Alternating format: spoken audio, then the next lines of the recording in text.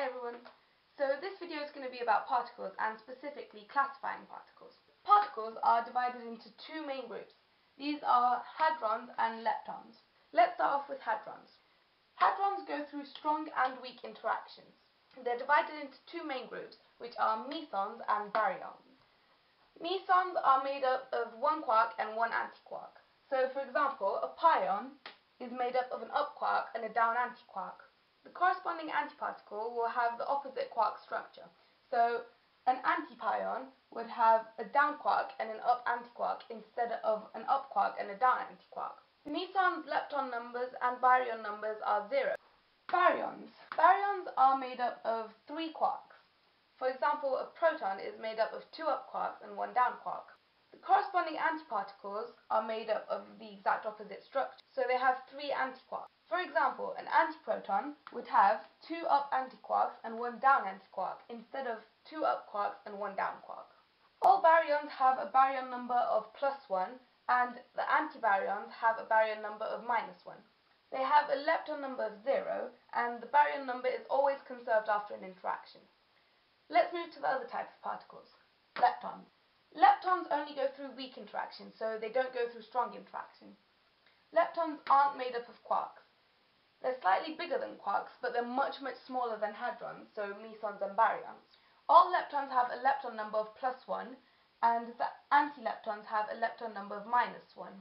Lepton number is always conserved after an interaction, and their baryon number is 0, obviously, because they're not baryons. The most common lepton is the electron. Other leptons are the muon and the tau. Neutrinos are also leptons, so an electron would have an electron neutrino, muon would have a muon neutrino, and a tau would have a tau neutrino. The leptons have a charge of -1, while the neutrinos have a charge of 0. Don't mix up the neutrinos with the antiparticles, because the antiparticles have a charge of +1, and neutrinos have a charge of 0, as I already said before.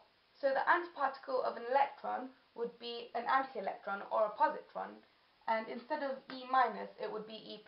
A muon would be an anti-muon, and a tau would be an anti-tau, and they would have a charge of +1. Now let's go through the key facts again. Particles are divided into two groups, hadrons and leptons. Hadrons are divided into two groups, mesons and baryons. Mesons are made up of 1 quark and 1 antiquark, and baryons are made up of 3 quarks. Leptons aren't made up of quarks, because they're slightly bigger than quarks, but smaller than hadrons.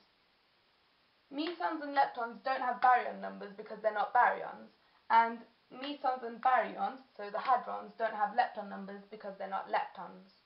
The baryon number and lepton number is always conserved after an interaction. So you can prove if an interaction happens or not by looking at the baryon number and lepton number on each side of the equation.